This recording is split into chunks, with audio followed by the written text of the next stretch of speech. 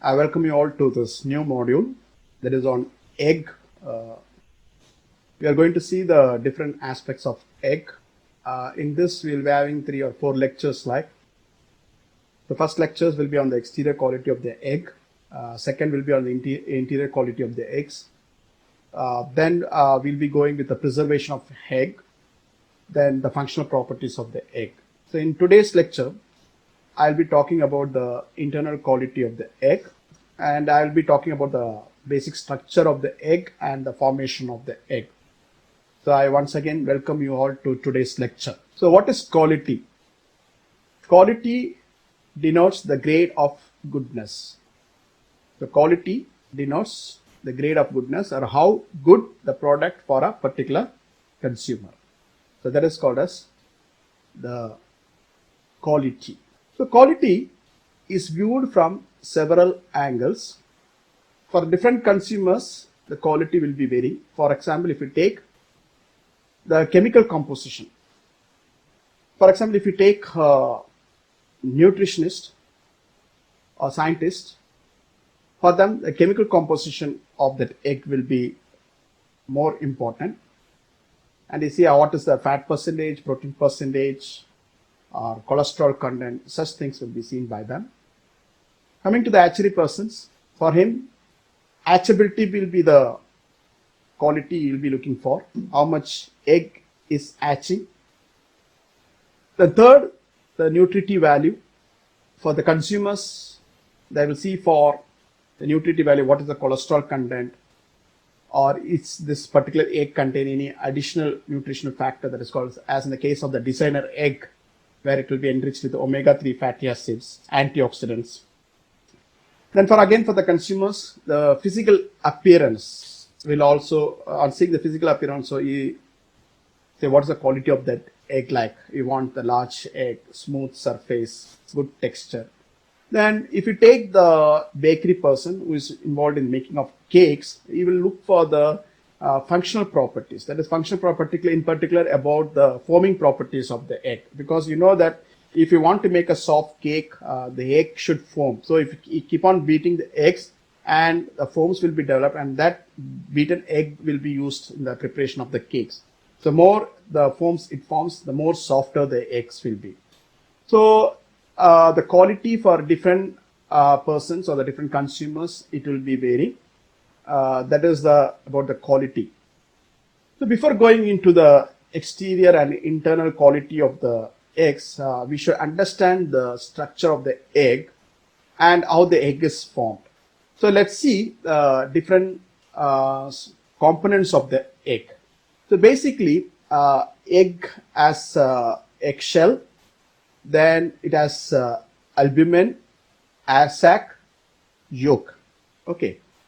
So the eggshell, this is the eggshell, and this eggshell is covered by a particular layer called as cuticle. The eggshell is covered by a particular layer called as cuticle.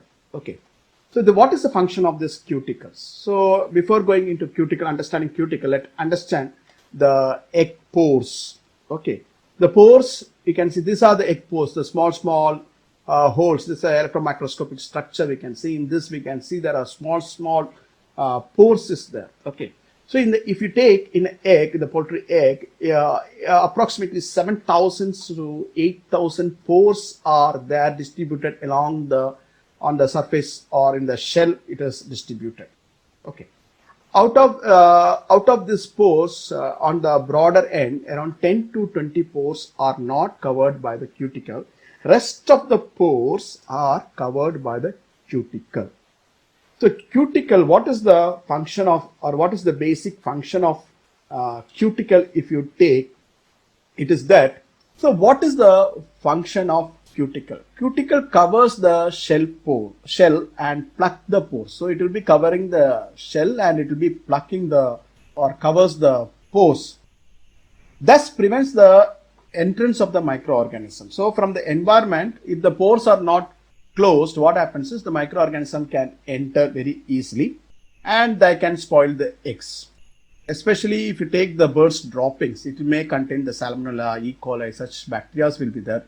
So that bacteria can enter through these pores and they can spoil the eggs, or that can cause the poisoning. Okay, so that is why the cuticle is very important, because cuticle covers these pores. So even when you are washing the eggs or when you are rubbing the eggs, we have to be very careful the cuticle is not removed, because if we remove the cuticles, the microorganism from the environment can enter very easily. Not only that, the moisture that is present in the egg will be lost very easily. The carbon dioxide that is present in the egg will be lost very easily, which we'll be studying in the coming classes, which will be studying the importance of moisture and carbon dioxide. So even the fungus can grow. So that is the problem if you remove the cuticle. So we always see that the cuticle is not removed. Okay. So only on the top edge, around 10 to 20 pores are not covered by the cuticles. Why it is not covered? That is the beauty of the nature. Because once the embryo is formed, suppose this is a fertile egg and the embryo is formed, it has to respire. So through these pores, it will take the oxygen. Okay.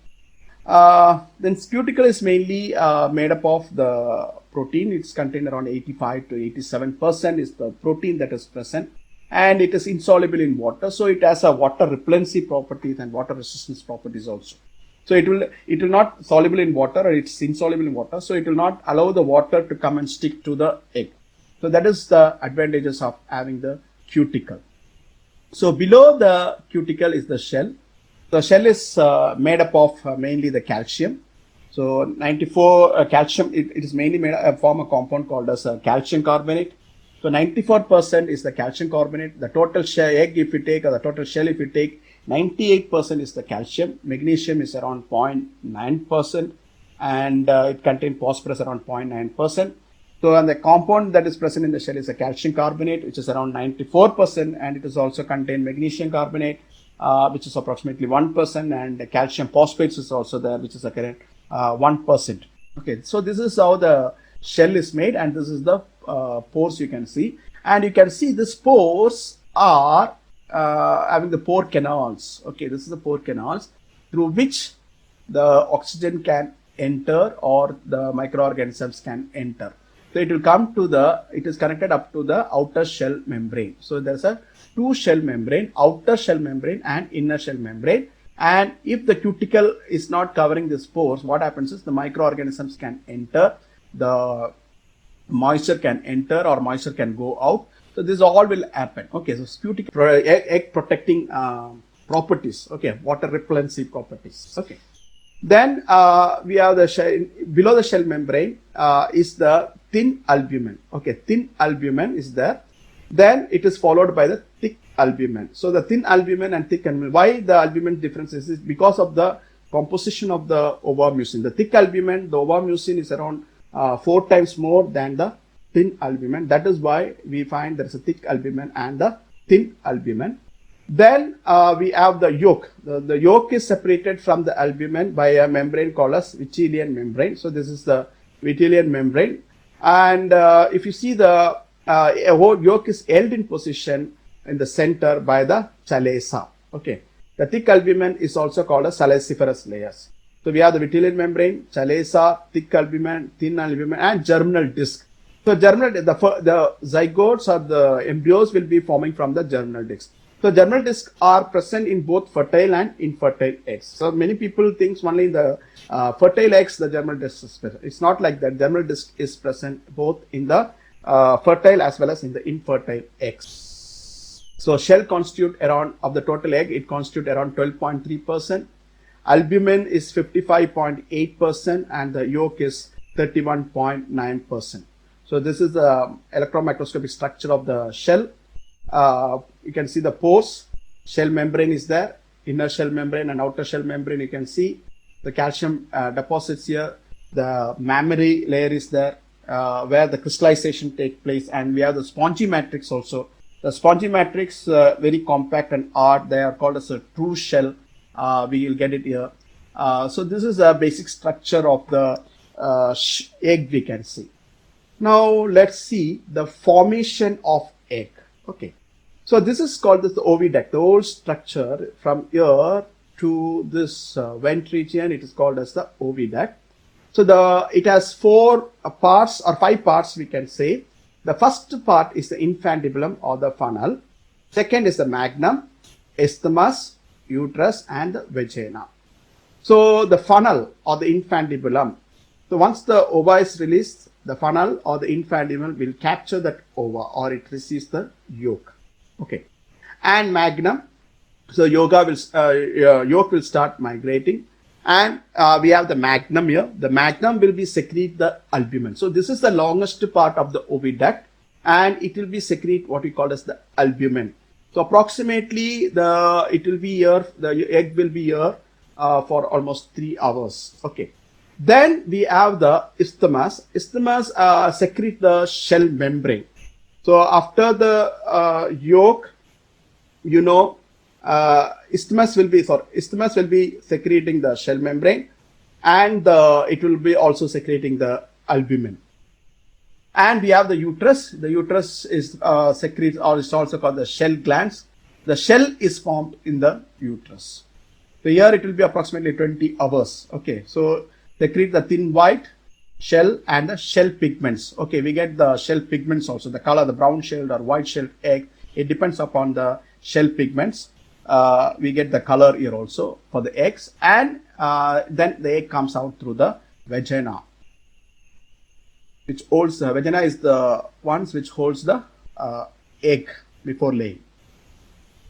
So let's see the different components, the different distinct part we can say. The oviduct is coiled structure, okay, and its length is around 60 to 80 centimeter in length. It is extend from the ovary to the cloaca or the vent, and varies in diameter along the length. So we can see it extend from the ovary, it goes, and it varies in different thickness also. Okay. The infundibulum is the entrance of the oviduct. So once the ova is released, or the yolk is released, it will be captured by the infundibulum, and it moves down. Okay. So its length is approximately 9 centimeter. 9 centimeter is the diameter, and it narrows quickly. In the hatching egg, it is a site where the fertilization takes place. So infundibulum is the site where the fertilization of the egg will take place, and the yolk takes around 50 minutes to pass through this area. So approximately 1/4 of the hour in the infundibulum, the yolk will be there. After this, the magnum. Magnum is the longest section of the oviduct, as I told before. The egg takes some 3 hours to pass through it.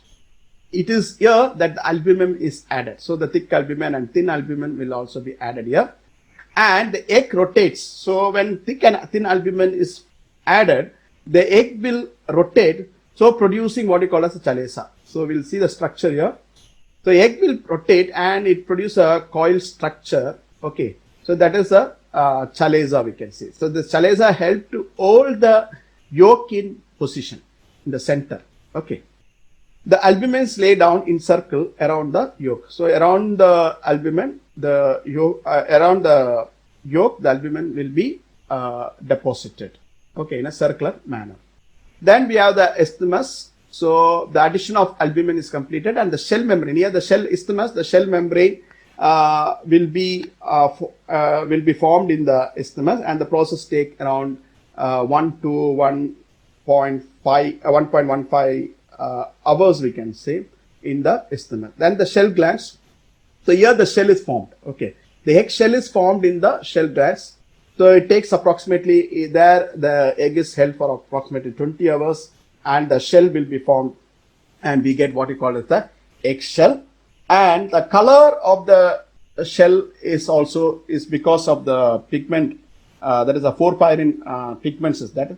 So the shell color is derived from certain derivatives. Actually, it is porphyrin is a derivatives of hemoglobin. Okay, due to the pigment porphyrin only we get this color. These porphyrins are a metabolitic waste, we can say, waste of the products.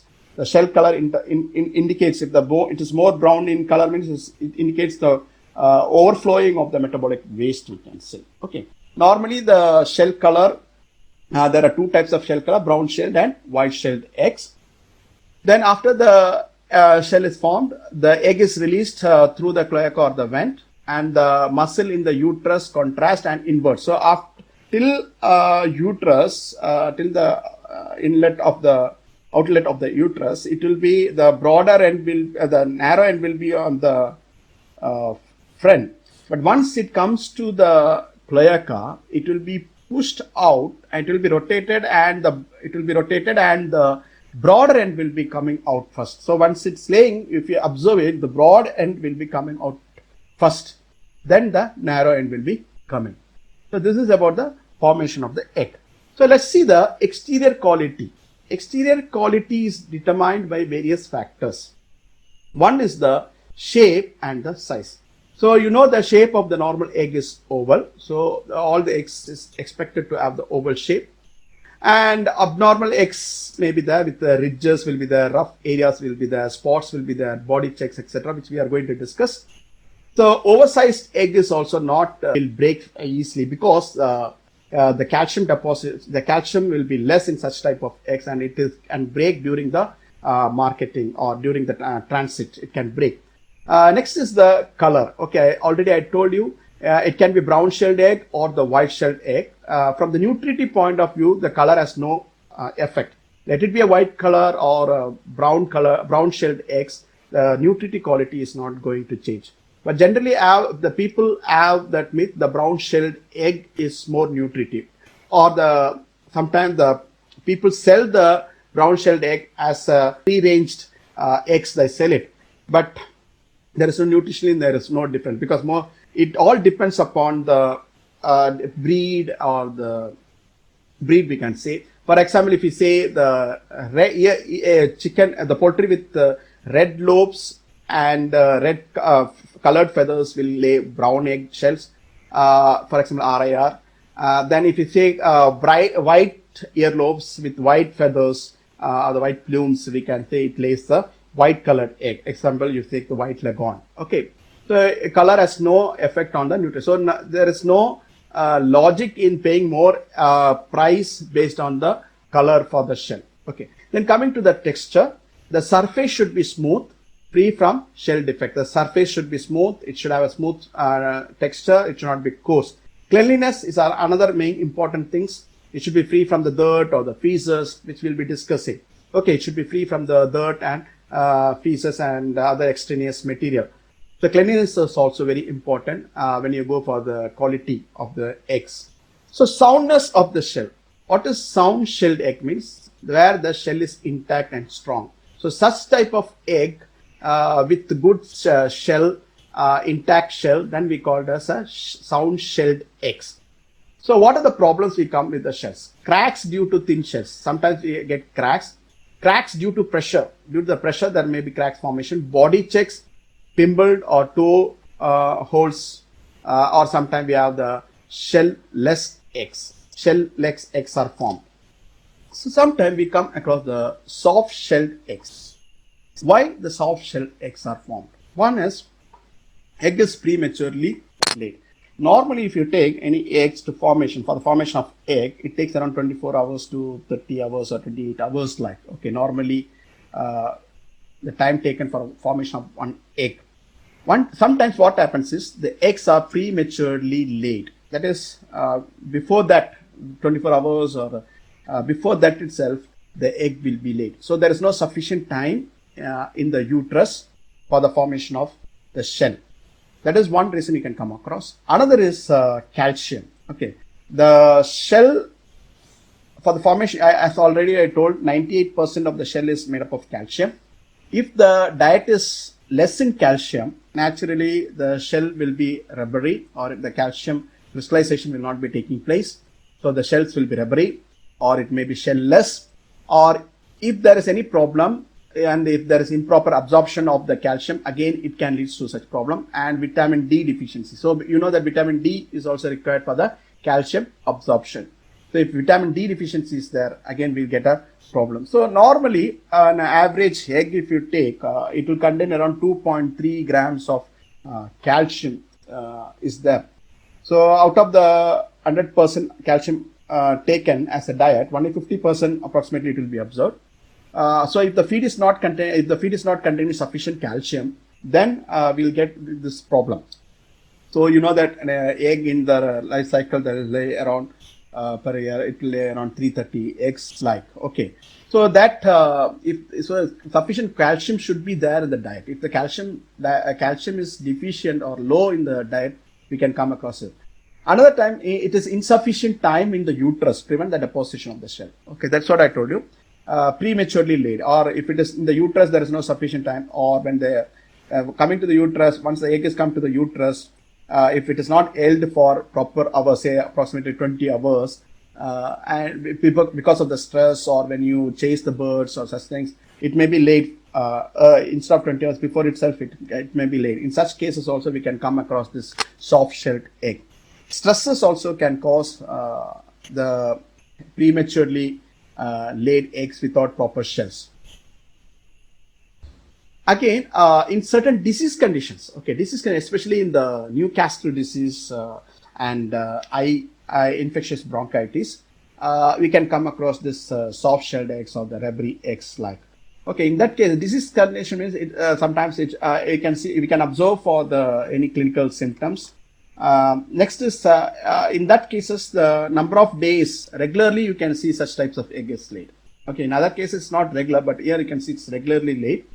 Another is a younger layer, that is pullets eggs. Sometimes may lay soft-shelled eggs. Pullets lay means because the pullets, what happens is the reproductive systems may not be matured completely or fully developed. In that case also we can see such type of eggs, but as the age increases, that problem will be solved. Then older eggs also. So you know that eggs will stop or production will be reduced around 72 weeks, so the production will reduce. So in the last stage of the laying also we can come across this problem, because in the older hence the calcium absorptions may also be reduced. Maybe that is the reason why in the old aged hens also we can come across this. And we also seen that stress, okay, any stress that can also lead to this soft-shelled or rubbery eggs. So you can see this is a soft-shelled or a rubbery eggs, you can see. Next is the blind check, body check or sealed checks eggs. So blind check, body check or sealed checks eggs. That is, sometimes we can find there's a grooves or the ridges will be formed in the eggs. You must have seen when you go to the market and when you purchase, you can observe that. So that will be normally in the narrow end of the eggs. Normally it is seen in the narrow end of the eggs. Why it is occurring? Because some of the eggs became checked or cracked when the shell is being formed. So when it is in the uterus, because sometimes what happens, small cracks may be formed. So it do self-healing or what you call as virtually resealing of the eggs will be taking place. So in these places, more lime will be coming or more calcium will be deposited and it forms the ridge. Okay, it forms the ridge. That is self-healing we can say, or self-checking you can say. That is why I call it a blind check, body check or sealed check eggs. Usually at the ends of the egg. So you can usually see at the narrow ends, not at the broader end, especially the pointed ends you can see. And sometimes we can come across in the middle also. You can see here it's a middle also you can come checks at the middle or the waist region. So here also you can see sometimes results of the repair to the damage caused by the stress or pressure when the egg is in the shell gland. So when it is in the uterus, if there is some pressure develops, the cracks may be small cracks may be formed, then it goes self-healing. It do self-healing by a deposition of more calcium on that, and it get a ridge like this. Okay, if it is on the center, it will be seen throughout. Like this, it will be seen throughout. Okay, edges, mostly it is seen in the edges. Next is a check and crack. Star cracks. This here, cracks means the shell is not completely broken. We can see small cracks like, okay. So are fine cracks radiating outward from the central point. So from the central point, it will be radiating outside. So just like a star shapes like you can see. So they are called as a star cracks. Airline cracks are very thin, like airline bone fractures. We can come across airline cracks also in the air. And it will be throughout. Okay, it will be, you can see it is moving almost the entire lengthwise it can see. So this is called as airline cracks. Are very fine cracks usually run lengthwise along the shell. So this is called as airline cracks. So when you do the candling, you can see this type of cracks. Okay, airline cracks or star cracks. So when you observe in the light source, that is candling. So in that time we can see this types of cracks. The candling I will explain another one day. Then gross cracks. Gross cracks means refers to large cracks and holes. So this is you can see this cracks, large cracks and holes. Both shell and the shell membrane may be broken. or not only the shell is broken, but the shell membrane is also broken, and the contents may come out, and it can also lead to contaminations also. The incidence is more with the age of the end. That's what I saw. As the age increases, the calcium deposits will not be proper, so the shell breakage will be more. Normally, the protection line and the layer lines, you can see around 1 to 5%, such types. Cracked eggs, you can see the shell is broken, but the membrane will be intact. Okay, the shell will be broken, but the membrane will be, inner membrane and the outer shell membrane will be intact. The cracked eggs are eggs where with shell that are damaged visible to the naked eyes. So it will be visible to the naked eyes. But the star cracks or the hairline cracks are not normally visible to the naked eyes. We can see only during the candling. But this you can see, normally you can see it is visible to the normal. Without candling also we can see this one. But the shell membrane will be intact. The leakers are the broken eggs. Here the shell, not only the shell membrane is broken, not only the shell is broken, but the shell membrane is also broken, and resulting in the exposure of the contents. So the contents will be exposed. Then smashed eggs. Okay, smashed eggs means shell is completely smashed or crushed. So this is called as a smashed eggs. Shell is completely broken or smashed. So called as a smashed egg. Then cleanliness of the egg. This is very important. So you can see the egg is containing a lot of dirt or the droppings or the feces, we can say, and the extraneous materials. So this is cleanliness of the egg is also very important when you see the quality of the eggs. So how to clean the eggs, or why to clean the eggs? So we come across the dirty eggs also. So we have to remove the dirt from the eggs. Why we have to clean it is that one, to remove the dirt or the feces. So the feces may contain the salmonella or E. coli like. So they can penetrate the eggs easily, and they can lead to the contaminations, and the spoilage microorganisms will also lead to the spoilage of the eggs. So it should be cleaned properly. So why we go for cleaning is to remove the dirt, feces, and the extraneous material. How to clean it? There are two methods of doing the cleaning of the eggs. One is called as a dry cleaning, another is called as a wet cleaning. There are two methods of cleaning. One is called as a dry cleaning and wet cleaning. So now the dry cleaning has been overtaken by the wet cleaning because of the available of the washing sanitizers or the developments of the chemicals that is suitable for washing of the eggs. Okay. So wet cleaning means we use the water in which the sanitizers will be added, or the egg cleaning solution will be added. Normally we can add chlorine, but see that the chlorine content is not more than 50 ppm. So if the chlorine is more, it gives rise to a tinted eggs. The eggs shell will have some color changes, that is tinted eggs, due to the interaction between why it is occurring is because due to the interaction between the amino acids of the egg shell. Okay, amino acids of the egg shells and chlorine. And this is more prominent in the white shelled egg. So you have to be very careful when you are about the concentrations of the chlorine that we use. Another thing is the water that we use, the iron content should be less than, or rather it should not be more than 0.2 ppm. Okay, especially if you go to Tamil Nadu or Andhra, they'll be using the bore water. This bore waters will be containing a lot of iron. So when you go deeper and deeper, the iron content in the bore water will be more. So why it should not be more than 0.2 ppm is that if the iron content is known, it will be favor the bacterial spoilage. So by the time it goes into the market during the merchandising, the spoilage rate can be more. So we have to check the iron content in the water also. So we have to use, suppose iron content is more or any chemicals is more, we have to use the water softener, and then you can use water. Another is a water temperature. So normally we recommend for washing or cleaning, the water temperature should be around 35 to 40 degrees centigrade. And see the difference between the water that we use and the egg temperature variation is not more than 10 to 15 degree or 20 degree maximum. Not more than that difference should not be there. If there is a more difference, there can be a thermal shock which can occur. So it can lead to the crack of the eggs. So water temperature of not more than 40 degrees. So you can see the water is sprayed at a particular pressure and it is clean. So here the water is immersed. The egg is immersed in the water. So there is a chance for cross contamination, but this is a better method because cross contaminations will be less. After washing, it is rubbed or it is cleaned with the scrubbers Okay, soft scrubbers will be used so that they will not remove the cuticles. But you should also be very careful when using it. Should be cleaned properly. The scrubbers should be cleaned because if there is some broken eggs or something, the yolk can stick to it because we are using the hot water also. So that water, because of the temperature, it can stick to it, and again it can lead to cross contaminations and other things. So the water temperature of not more than 40 degree and a pH should be more than 10 degree. Chlorinated alkaline detergents with minimum total available of chlorine concentration of 0.45 milligram per liter should be the concentration. So you have to monitor the water and see that concentration is proper, 0.45 ppm.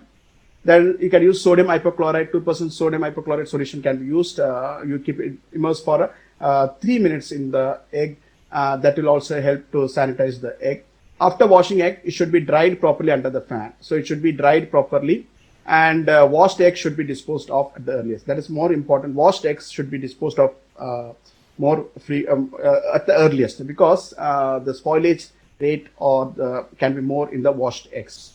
So normally we don't recommend for washing of the eggs, because if there is a dirty eggs only, we have to go for washing. So coming to the dry washing, we can use in the commercial level, they'll be using what you call as a hand puffing or machine puffing or sandblasting. So different methods are there by which you can clean, or you can use just a dry paper towel or a cloth. You can use the dry paper towel or a cloth and remove the extraneous metal. So this is commonly used when the particular area it is soiled, okay, or the feces is there. In that case, we will be just using that one. But see that the clothes that you are using or the paper should not become more wet, and if it is containing dirty, it should be replaced. Okay. Now, when you are doing the washing, the monitoring of the water is also very important. The washing can damage or remove the protective cuticles of the egg. So as already told, you have to monitor whether the cuticle is removed or not, because cuticle should not be removed. If it is removed, the chance for the salmonella ending and the other microorganisms entering into the egg is more, so this poisoning can take place and the spoilage of the egg will be faster. Next is we talked about the thermal shocks also. The difference between the egg temperature and the water that we use, the difference in the temperature should not be more than 10 to 20 degrees centigrade, because it leads to thermal shock. So you can see here there's a small cracks are there. If already the cracks is there, and again when you are going for washing, the cracks may become larger. Okay. To prevent so how we can prevent that? This is mainly seen in the egg. After collecting, what they do is sometimes they go and keep it in the cold storage, and then they will take it for washing. In that cases also we come across more commonly because of the fluctuation in the temperature. So what we can do is, first you can do the pre-rinsing. So little more higher temperature you can use it, and then rise the temperature of the shell without rising in the temperature of the inner content. Okay. So that is called as the pre-rinsing. Again, it helps with the washing, and then you can go for the washing. But see that washed egg should be stored at a temperature less than 7 degrees centigrade. Okay, any washed egg should be stored less than 7 degrees centigrade, because there's a chance for salmonella to grow if it is more than 7 degrees centigrade. And always remember that the washed egg should go to the market at the earliest. Do not hold the washed egg for more times in the cold storage or in your stores, because that can lead to the spoilage. So thank you very much.